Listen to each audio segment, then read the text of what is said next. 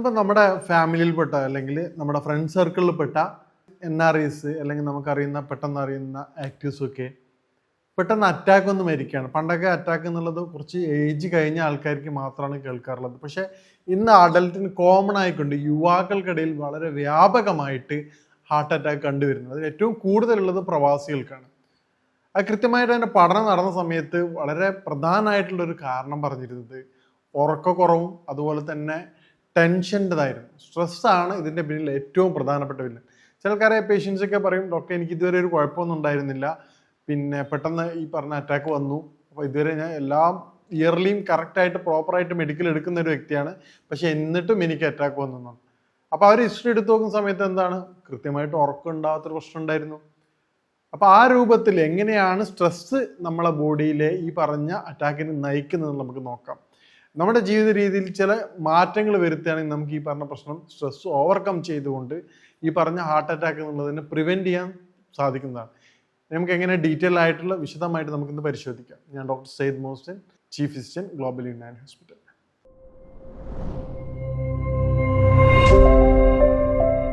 അപ്പോൾ നേരത്തെ പറഞ്ഞതുപോലെ ഏറ്റവും പ്രധാനപ്പെട്ട ഒരു വില്ലൻ വരുന്നത് സ്ട്രെസ്സാണ്. നമുക്കൊക്കെ ചോദിക്കാം, എന്താ സ്ട്രെസ്സിന് എന്താ ഇത്രമാത്രം പ്രശ്നം നീക്കും? നമ്മുടെ ശരീരത്തിൽ സ്ട്രെസ് ഹോർമോൺ വർദ്ധിക്കുകയാണെങ്കിൽ ഏറ്റവും പ്രധാനമായിട്ട് ബുദ്ധിമുട്ടുണ്ടാക്കുക, അത് വ്യക്തമായിട്ട് പറഞ്ഞാൽ പല കാര്യങ്ങളും നമ്മുടെ മൂഡ് മാറുകയാണ്. നമ്മൾ ഫോണിൽ ഇപ്പോൾ എല്ലാവരും സ്മാർട്ട് ഫോൺ ഉപയോഗിക്കുന്ന ആൾക്കാരാണ്. അതിൽ വ്യത്യസ്ത മോഡുകളുണ്ട്. ചില ഫ്ലൈറ്റ് മോഡുണ്ട്, സൈലൻറ്റ് മോഡുണ്ട്, ഡിസ്റ്റർബ് ഓൺ മോഡ്, അങ്ങനെ വ്യത്യസ്തമായ മൂഡുകളുണ്ട്. അപ്പോൾ ഈ മോഡ് ചേഞ്ച് ചെയ്യുമ്പോൾ എന്താ സംഭവിക്കുന്നത് എന്ന് പറഞ്ഞാൽ ഫ്ലൈറ്റ് മോഡിലേക്ക് മാറുന്ന സമയത്ത് ശരീരം രാത്രി സ്ട്രെസ് ഹോർമോൺ പ്രൊഡ്യൂസ് ചെയ്യുന്ന സമയത്ത് ഏറ്റവും പ്രധാനം ഉറക്കം ഡിസ്റ്റർബ് ആകുമ്പോഴാണ് ഈ സ്ട്രെസ് ഹോർമോൺ റിലീസ് ആവുന്നത്. സ്ട്രെസ് ഹോർമോൺ റിലീസ് ആവുന്ന സമയത്ത് ബോഡി ഒരു ഫ്ലൈറ്റ് മൂഡിലേക്ക് മാറുകയാണ്. അതായത് ശരീരം ഒരു യുദ്ധക്കണക്കെ മാറുകയാണ്. അത് ആരും പുറത്തുനിന്ന് അറ്റാക്ക് ചെയ്യുന്നുണ്ട്, അല്ലെങ്കിൽ പുറത്ത് മൈക്രോ ഓർഗാനിസം കയറുന്നുണ്ട്. അപ്പം അതിനെ പ്രതിരോധിക്കണം എന്നുള്ള അടിസ്ഥാനത്തിൽ മൊത്തം സിസ്റ്റത്തെയും മാറ്റുകയാണ്. അതെങ്ങനെയാണെന്ന് പറഞ്ഞു കഴിഞ്ഞാൽ, ഉദാഹരണത്തിന് നമ്മളിപ്പോൾ ഒരു സമരമോ കാര്യങ്ങൾ ഉണ്ടായി കഴിഞ്ഞാൽ ആ ഒരു ഭാഗത്തേക്ക് പോലീസ് ആരെയും കടത്തി വിടാത്തൊരവസ്ഥ ഉണ്ടല്ലോ. അത്യാവശ്യക്കാർക്ക് പോലും അങ്ങോട്ട് പോകാൻ പറ്റാത്തൊരവസ്ഥ ഉണ്ടാവും. കാരണം എന്താണ്, അത് ബ്ലോക്ക് ചെയ്യാണ്. കാരണം ആ ഭാഗത്ത് പോയി കഴിഞ്ഞാൽ പ്രശ്നം ഉണ്ടാവും. അതുകൊണ്ട് നമ്മളൊക്കെ റീഡയറക്റ്റ് ചെയ്യും, അല്ലെ വേറെ വ്യത്യസ്ത വഴികളിലൂടെ പോകാൻ വേണ്ടി നിർദ്ദേശിക്കും. പക്ഷേ ഇത് സ്ഥിരമായിക്കൊണ്ട് ഈ ബുദ്ധിമുട്ട് വരികയാണെങ്കിലോ നമുക്ക് വളരെ തൊട്ടടുത്തൊരു കിലോമീറ്റർ കൊണ്ട് എത്തേണ്ട സ്ഥലം നമ്മൾ 10, 15, 20 കിലോമീറ്റർ പോകണം. അപ്പോൾ നമ്മൾ എന്ത് ചെയ്യും, നാളെ പോവാം, അല്ല അത്യാവശ്യം ഇല്ലാതെ നമ്മൾ മാറ്റി വെക്കും. ഇതുപോലെ പ്രോപ്പറായിട്ടുള്ള സർക്കുലേഷൻ ഇല്ലാത്ത അവസ്ഥ ബോഡിക്ക് വരും.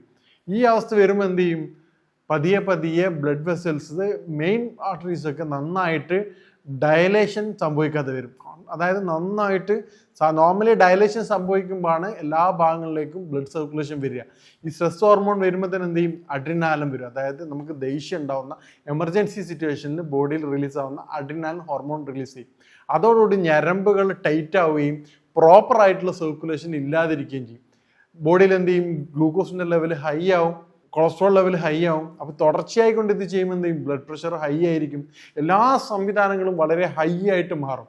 തുടർച്ചയായിട്ട് ഏതെങ്കിലും ഒരു ഒക്കേഷനിൽ എന്തെങ്കിലും ഇഷ്യൂ ബേസ്ഡ് ആണെങ്കിൽ ബോഡിക്ക് കുഴപ്പമില്ല.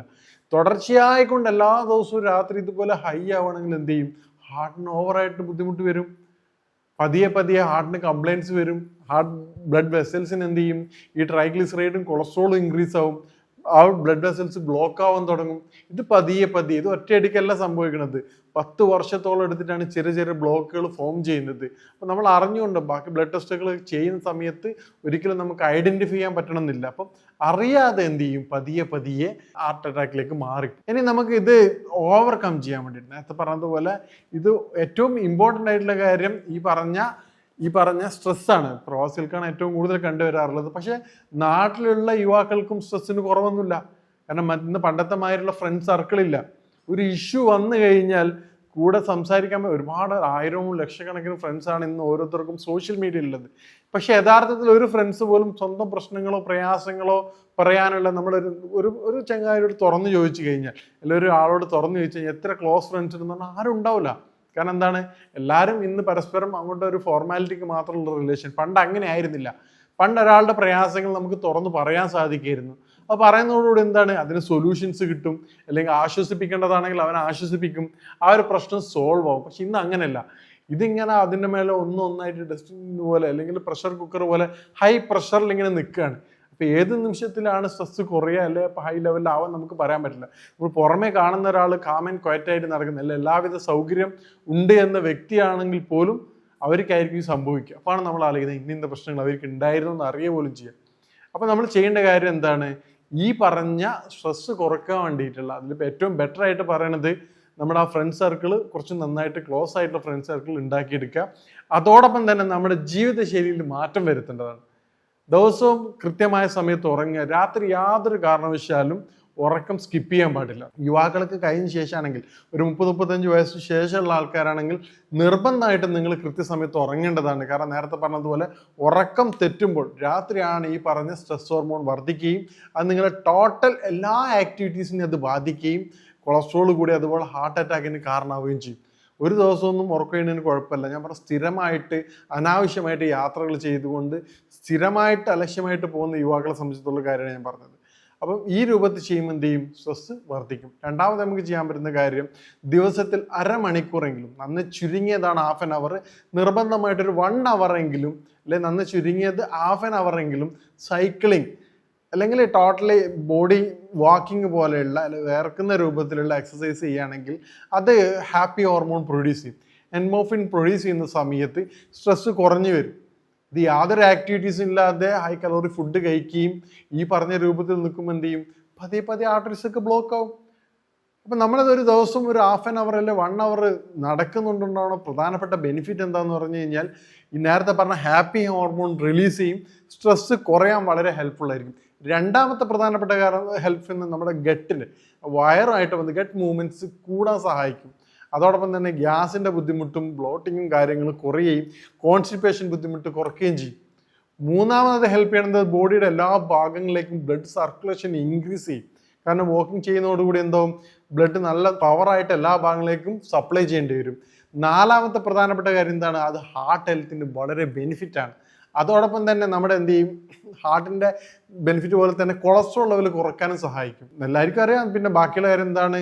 ഈ ഗ്ലൂക്കോസ് കുറയും, ഡയബറ്റിക്കിനെ പ്രിവെൻറ്റ് ചെയ്യാൻ പറ്റും. അങ്ങനെ ഒരുപാട് ബെനിഫിറ്റ് ഉള്ള കാര്യമാണ് ഈ ഹാഫ് ആൻ അവർ അല്ലെ 1 hour നടത്തം കൊണ്ട് നമ്മൾ അറിയാതെ നമുക്ക് ലഭിക്കുന്നത്. അപ്പം ഈ രൂപത്തിൽ ചെയ്യുകയാണെങ്കിൽ സ്ട്രെസ്സും അതുപോലെ തന്നെ ഈ പറഞ്ഞ നടത്തവും ചെയ്യുകയാണെങ്കിൽ നമുക്ക് അറിയാതെ തന്നെ ഈ പറഞ്ഞ ഹാർട്ട് അറ്റാക്കിൻ്റെ ബുദ്ധിമുട്ടുകളും അറിയാതെ വരുന്ന കൊളസ്ട്രോളിൻ്റെ ലെവൽ ഹൈയും നമുക്ക് കുറച്ച് കൺട്രോൾ ചെയ്യാൻ പറ്റും.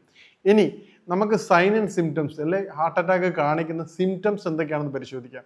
ഹാർട്ട് അറ്റാക്ക് കാണിക്കുന്നതിൽ ഏറ്റവും പ്രധാനമായിട്ട് നമ്മൾ പറയുന്ന സിംറ്റം എന്താണ്? കൈകളിലേക്ക് ഇറങ്ങുന്ന വേദന. കൈകളിൽ പോലെ തന്നെ നമ്മുടെ ശരീരത്തിലെ താടിയലിലേക്കും അതിൻ്റെ വേദന ഇറങ്ങും. സിവിയർ ആയിട്ടുള്ള പെയിൻ ആയിരിക്കും. മറ്റ് വേദനകളൊക്കെ ആകുമ്പോൾ ഗ്യാസിൻ്റെതും ഈ ഹാർട്ട് അറ്റാക്കാണ് നമ്മൾ പൊതുവേ ഒരു ഡിഫറൻഷ്യൽ ഡയഗ്നോസിന് പ്രയാസം ഉണ്ടാവുക. പെട്ടെന്നുള്ള വേദനയായിരിക്കും, പക്ഷെ അത് സഹിക്കാൻ പറ്റാത്ത വേദനയായിരിക്കും. ബ്രേക്ക് ചെയ്ത് വരുന്നതായിരിക്കും. വരുന്ന സമയത്ത് ഹൈ സ്ട്രോങ് ആയിരിക്കും. ഗ്യാസിൻ്റെ അത് കണ്ടിന്യൂസ് ആയിട്ടായിരിക്കും. പിന്നെ നമ്മൾ കാരണങ്ങളൊന്നും ഇല്ലാതെ വേറെ ബുദ്ധിമുട്ടോ ചൂടോ കാര്യങ്ങളൊന്നും ഇല്ലാതെ കൂടുതലായിട്ട് വിയർക്കുകയാണെങ്കിൽ നിർബന്ധമായിട്ട് നിങ്ങൾ അടിയന്തരമായിട്ട് വൈദ്യസഹായം തേടേണ്ടതാണ്. കാരണം പിന്നെ മറ്റ് ഗ്യാസിൻ്റെ ബുദ്ധിമുട്ടിന് ആ രൂപത്തിൽ വിയർക്കാറില്ല. കൂടുതലായിട്ട് വിയർക്കുകയും നേരത്തെ പറഞ്ഞതുപോലെ സിവിയർ ആയിട്ടുള്ള പെയിന്, ശ്വാസം എടുക്കാനുള്ള ഒരു ബുദ്ധിമുട്ട് പൊതുവെ പറയാറുണ്ട്. ഹാർട്ടിലൊക്കെ ഒരു കല്ല് വെച്ച് ചെസ്റ്റിൽ നെഞ്ഞത്ത് കല്ല് വെച്ച പോലത്തെ ഒരു ഫീലിംഗ് ഉണ്ട്. അത്രയും ഒരു കൺജഷൻ ഫീൽ ചെയ്യും.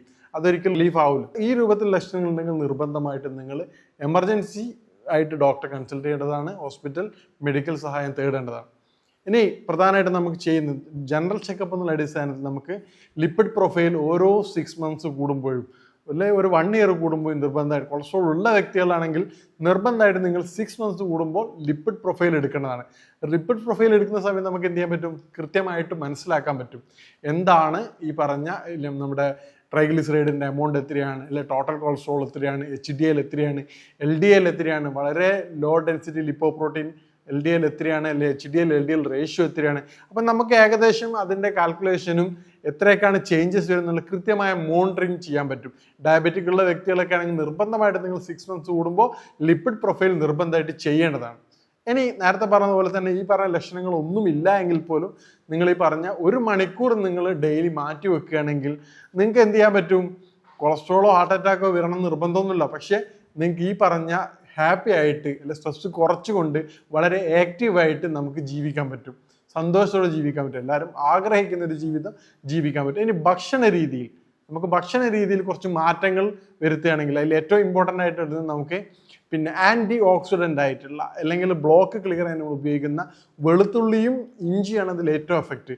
നമ്മൾ സലാഡ്സിലും അല്ലെങ്കിൽ ഭക്ഷണത്തിലും കൂടുതലായിട്ട് ഉപയോഗിക്കുകയാണെങ്കിൽ ഈ പറഞ്ഞ സർക്കുലേഷൻ വർദ്ധിപ്പിക്കാൻ അത് വളരെ ഹെൽപ്ഫുള്ളാണ്. അതുപോലെ വാൾനട്ട് ആൻറ്റി ഓക്സിഡൻ്റ് ആണ്. മാതള നാരങ്ങ ഡെയിലി രാവിലെ പറ്റുകയാണെങ്കിൽ ഒരു ഹാഫോ അല്ലെ ഒന്നോ സാമ്പത്തികമായിട്ട് ഉള്ള വ്യക്തികളാണെങ്കിൽ ഒന്ന് ഡെയിലി കഴിക്കുന്നത് വളരെ ഹെൽപ്ഫുൾ. കാരണം എന്തെങ്കിലും ബ്ലഡ് സർക്കുലേഷൻ വളരെ അതിൻ്റെ വാസോ ഡയലേഷൻ എന്നാണ് അത് പറയുന്നത്. അതായത് നേരത്തെ പറഞ്ഞത് വാസോ കൺസ്ട്രക്ഷൻ, അതായത് ബ്ലഡ് വെസൽ ചുരുങ്ങി ഈ പറഞ്ഞതിൻ്റെ അനാറിൻ്റെ ഫംഗ്ഷൻ വരുന്നത് എന്താണ്, ഡയലേഷൻ, അത് വികസിച്ച് വരും. അതായത് എല്ലാ ഭാഗങ്ങളിലേക്കും പ്രോപ്പറായിട്ട് സർക്കുലേഷൻ ഉണ്ടാക്കുകയും പ്ലാഗിൻ്റെ ഫോർമേഷൻ തടയുകയും ചെയ്യും. അപ്പം ഈ പറഞ്ഞ രൂപത്തിൽ അതുപോലെ തന്നെ ഏറ്റവും ഇമ്പോർട്ടൻ്റ് ആണ് ഓട്സ്. നമ്മൾ രാത്രിയത്തെ റൈസിൻ്റെ ഐറ്റംസിന് പകരം നമുക്ക് റോൾഡ് ഓട്സ് ഉപയോഗിക്കുകയാണെങ്കിൽ വളരെ എഫക്റ്റീവാണ്. കാരണം റോൾഡ് ഓട്സിൻ്റെ എഫക്റ്റ് എന്ന് പറഞ്ഞാൽ സോളിബിൾ ഫൈബേഴ്സ് കണ്ടന്റ് ഉണ്ട്. അതായത് ബീറ്റാ ഗ്ലൂക്കോൺ എന്ന് പറയുന്ന സോളിബിൾ ഫൈബർ പ്രത്യേകം ശ്രദ്ധിക്കണം. റോൾഡ് ഓട്സ് മാത്രമേ വാങ്ങാൻ പാടുള്ളൂ. കാരണം നമ്മുടെ പിന്നെ കടകളിലേക്ക് ഇന്ന് സുലഭമായിട്ട് കിട്ടുന്നത് ഈ ഫൈൻ പ്രോസസ്സ് ചെയ്തിട്ടുള്ള ഓട്സ് ആണ്. അതെന്ത് ചെയ്യും, അത് സാധാരണ നമ്മുടെ ഈ പറഞ്ഞ നാച്ചുറൽ ആയിട്ടുള്ള അരിയും പിന്നെ തവിടുള്ള അരിയും പോലെ ഉണ്ടാവും. പോളിഷ് ചെയ്ത് വരുന്ന അരിയും തവിടുള്ള അരിയും പോലും. പോളിഷ് ചെയ്ത് എന്താണ്, പ്യുവർലി ഗ്ലൂക്കോസ് ആണ്. അപ്പോൾ ഈ പറഞ്ഞ സോളിബിൾ ഫൈബറിൻ്റെ കണ്ടന്റ് വളരെ കുറവായിരിക്കും എന്തിൽ, ഈ പറഞ്ഞ പ്രോസസ്സ് ചെയ്ത് വരുന്ന സാധാ പൗഡർ ടൈപ്പ് ഓട്സ് ഇല്ല. അപ്പോൾ അതൊരു കാരണവശാലും വാങ്ങരുത്. നമ്മൾ ഹെൽത്ത് ബെനിഫിറ്റ് അനുസരിച്ച്, പക്ഷേ അത് കുക്ക് ചെയ്യാൻ വളരെ എളുപ്പമാണ്. 1-2 മിനിറ്റ് കൊണ്ട് എന്താവും ആ ഓട്സ് പ്രിപ്പയർ ചെയ്ത് തരും. നമ്മൾ ഹെൽത്ത് ബെനിഫിറ്റ് അനുസരിച്ചാണ് വാങ്ങുന്നതെങ്കിൽ നിർബന്ധമായിട്ടും റോൾഡ് ഓട്സ് തന്നെ വാങ്ങണം. കാരണം എന്തുകൊണ്ടാണ്, നേരത്തെ പറഞ്ഞ പോലെ ബീറ്റാ ഗ്ലൂക്കോൺ എന്ന് പറയുന്ന സോളിബിൾ ഫൈബറിൻ്റെ കണ്ടന്റ് വളരെ ഹൈ ആണ്. ഇതിൻ്റെ എഫക്റ്റ് എന്താണെന്നാണ് ഈ പറഞ്ഞ സോളിബിൾ ഫൈബർ എന്ത് ചെയ്യാന്ന് പറഞ്ഞു കഴിഞ്ഞാൽ ബോഡിയിൽ എക്സസ് ആയിട്ടുള്ള കൊളസ്ട്രോളിൻ്റെ അളവ് കുറക്കാൻ സഹായിക്കുന്നുണ്ട്. അപ്പോൾ റോൾഡ് ഓട്സ് നമ്മളെ കൊളസ്ട്രോൾ ലെവൽ കുറക്കാൻ സഹായിക്കുന്നത്, അല്ലെ ഹാർട്ടിൻ്റെ ഹെൽത്തിനെ എങ്ങനെ സപ്പോർട്ട് ചെയ്യണം എന്ന് പറഞ്ഞു കഴിഞ്ഞാൽ ബോഡിയിൽ എക്സസ് ആയിട്ടുള്ള കൊളസ്ട്രോളിൻ്റെ ലെവൽ കുറക്കാൻ വേണ്ടി സഹായിക്കുന്നു. അപ്പോൾ എക്സസ് ആയിട്ടുള്ള കൊളസ്ട്രോൾ സഹായിക്കുന്ന 2 മെക്കാനിസത്തിലൂടെ, അതായത് ഇൻഡസ്ട്രിയിൽ നിന്ന് ഗട്ടിൽ നിന്ന് നമ്മുടെ കൊളസ്ട്രോൾ അബ്സോർബ് ചെയ്യുന്നതിന് ഓവറായിട്ട് അബ്സോർബ് ചെയ്യുന്നത് ബ്ലോക്ക് ചെയ്യുന്നു. രണ്ടാമത്തെ കാര്യം എന്ന് പറഞ്ഞു കഴിഞ്ഞാൽ ബോഡിയിൽ നിന്ന് ബൈലിനെ അബ്സോർബ് ചെയ്തിട്ട് അത് സ്റ്റൂളിലൂടെ പാസ് ചെയ്യുന്നു. അപ്പോൾ ബോഡിയിൽ ബൈലിൻ്റെ ഷോർട്ടേജ് വരും. അപ്പോൾ ലിവർ എന്ത് ചെയ്യും, ബൈൽ നിർമ്മിക്കാൻ അത്യാവശ്യമായിട്ടുള്ള കണ്ടന്റാണ് കൊളസ്ട്രോളും ട്രൈഗ്ലിസറൈഡും. അപ്പോൾ ബോഡിയിൽ ബ്ലഡിലുള്ള എക്സസ് ആയിട്ടുള്ള അല്ലെ ബോഡിയിൽ എക്സസ് ആയിട്ടുള്ള കൊളസ്ട്രോളും ട്രൈഗ്ലിസറൈഡും ബോഡി ലിവർ സ്വീകരിക്കുകയും അത് ബൈലാക്കി മാറ്റുകയും ചെയ്യും. ഇത്തരത്തിലാണ് ഓട്സ് നമ്മളെ ഹെൽപ്പ് ചെയ്യുന്നത്. അപ്പോൾ ഈ രൂപത്തിൽ നമ്മൾ മുകളിൽ പറഞ്ഞ ഭക്ഷണ രീതിയിൽ ക്രമീകരിക്കുകയും ദിനചര്യ മാറ്റുകയും ചെയ്യും. കൃത്യമായ രൂപത്തിൽ ഉറക്കം വളരെ ഇമ്പോർട്ടൻ്റ് ആണ്.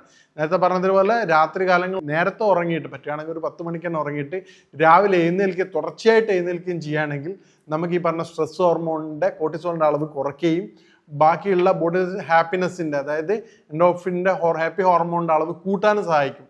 ഈ രൂപത്തിൽ നിങ്ങൾ കേവലം മെഡിസിൻ എടുക്കുന്നതിന് പകരമായിക്കൊണ്ട് എന്താണ് അതിൻ്റെ റൂട്ട് ഓഫ് കോസ് എന്ന് അറിഞ്ഞുകൊണ്ട്, അല്ലെ അടിസ്ഥാന കാരണം. ചില ആൾക്കാരെന്ന് പറയാം ഡോക്ടറിൻ്റെ കൊളസ്ട്രോൾ പരിശോധിച്ചിട്ട് എത്ര മെഡിസിൻ കഴിച്ചിട്ട് മാറ്റമില്ല. പക്ഷെ എന്താണ് അത് കൊളസ്ട്രോൾ ഉണ്ടാക്കുന്നതിൻ്റെ കാരണം എന്ന് മനസ്സിലാക്കാത്തിടത്തോളം കാലം എത്ര കാലം ട്രീറ്റ് ചെയ്ത് കഴിഞ്ഞാൽ ആ ടെമ്പററി റിലീഫ് മാത്രമേ ലഭിക്കുള്ളൂ. അപ്പോൾ നമ്മുടെ കാരണം അറിഞ്ഞുകൊണ്ട് അത് ക്ലിയർ ചെയ്യുകയാണെങ്കിൽ നമുക്ക് വളരെ എളുപ്പം തന്നെ അത് മാറ്റിയെടുക്കാൻ പറ്റും. നമ്മൾ ഈ രൂപത്തിൽ മാറ്റിയെടുക്കുകയാണെങ്കിൽ അത് നമ്മൾ സൈലൻ്റ് ആയിട്ടുള്ള ഹാർട്ട് അറ്റാക്ക് അതുപോലെ ഗുരുതരമായ ആരോഗ്യ പ്രശ്നങ്ങൾ നമുക്ക് പൂർണ്ണമായിട്ടും ഓവർകം ചെയ്യാൻ പറ്റും. അപ്പോൾ ഇതുമായിട്ട് ബന്ധപ്പെട്ട സംശയങ്ങൾക്കും കാര്യങ്ങൾക്കും നിങ്ങൾക്ക് ബന്ധപ്പെടാവുന്നതാണ്. ഇനി മേൽ പറഞ്ഞ നിർദ്ദേശങ്ങൾ പൂർണ്ണമായിട്ടും പാലിക്കുക. ഇനി മറ്റൊരു ഹെൽത്ത് വിഷയമായിട്ട് കാണാം. നന്ദി.